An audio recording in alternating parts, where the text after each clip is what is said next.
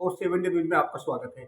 आज जब हम पॉलिटिकल जो विश्लेषकों की बात करते हैं तो इस तरह मतलब एक परसेप्शन इस तरह बनाया जा रहा है कि बसपा इस समय उत्तर प्रदेश में सबसे कमजोर पार्टी है। लेकिन अगर मैं सूत्रों की बात मानूं या बसपा की जो सोशल इंजीनियरिंग में लोग लगेंगे उनकी बात मानूं तो उनका भी ये मानना है कि 2007 में जब उत्तर प्रदेश में विधानसभा चुनाव हुए थे तो तमाम जो पॉलिटिकल एनालिसिस करने वाले लोग थे, वो तमाम लोग कहते थे कि सपा सरकार बनाने में कामयाब हो जाएगी।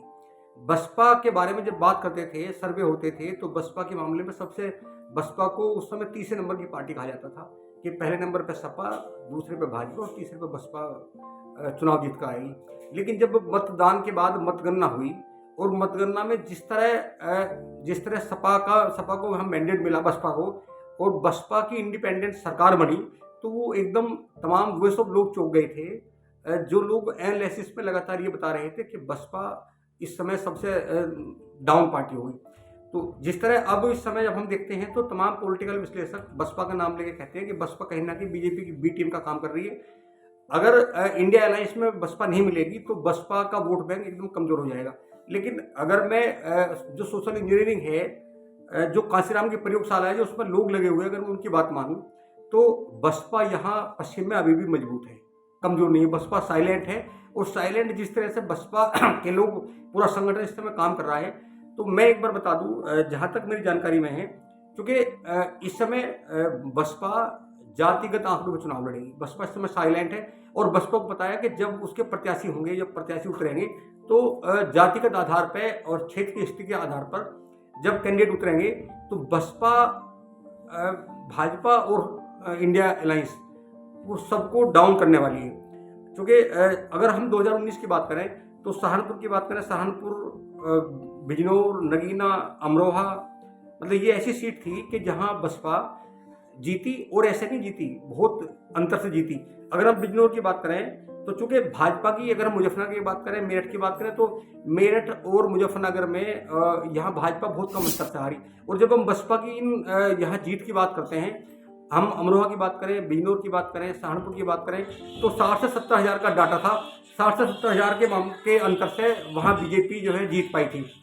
तो इसलिए बसपा जीत पाई थी। तो इसलिए बसपा को आंकना इसलिए बहुत कमजोर नहीं है, क्योंकि बसपा लगातार सोशल इंजीनियरिंग पर काम कर रही है और उसका नेटवर्क जिस तरह काम कर रहा है वो कहीं ना कहीं 2024 के लोकसभा चुनाव में उन तमाम पार्टियों भारी पड़ सकती है जिनको लेकर ये बताया जा रहा है कि ये बहुत आगे चल रहे हैं। जहां तक भाजपा का मामला है तो भाजपा अगर किससे डरी है तो सिर्फ बसपा की सोशल इंजीनियरिंग से भाजपा डरी हुई है, क्योंकि भाजपा लगातार समय समय पर सर्वे कराती है और सर्वे में जहां भी है भाजपा का कड़ा मुकाबला, टकराव जहां भी है, ज़्यादातर पश्चिम यूपी की हम बात करें तो चूंकि पश्चिम यूपी में सबसे ज़्यादा टकराव जहां भी कहीं होगा तो बसपा से भाजपा का होने वाला है।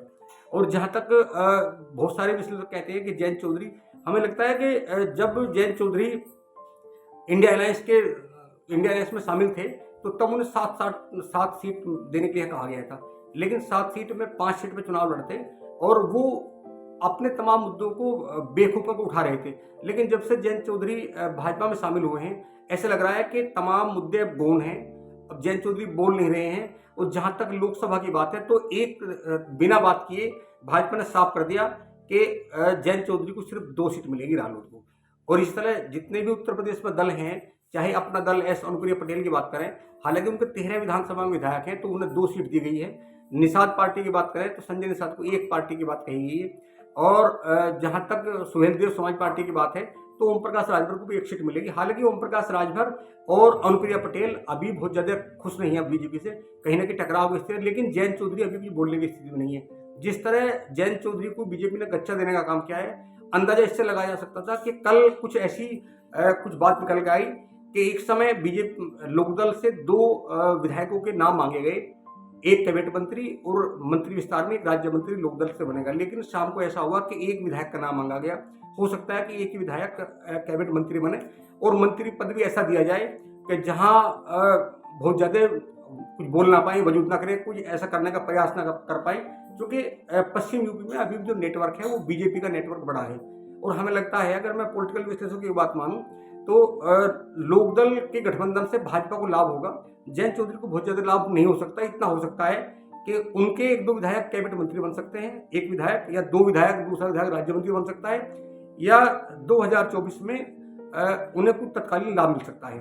और चूंकि जिस तरह कल बसपा सुप्रीमो मायावती के भतीजे आकाश आनंद को जिस तरह कल सरकार ने 22 श्रेणी की सुरक्षा दी, तो कहीं ना कहीं लग रहा है कि सरकार डरी हुई है और किसी भी आवेदन को लेकर सरकार ये कहने की स्थिति में नहीं है कि कहीं वो दलितों से नाराजगी हो। और ये माना जा रहा है कि बसपा सुप्रीमो के जो पॉलिटिकल जो विरासत मिलने वाली है वो आकाश आनंद को मिलने वाली है, और आकाश आनंद हो सकता है कि बिजनौर से वो लोकसभा का चुनाव लड़े।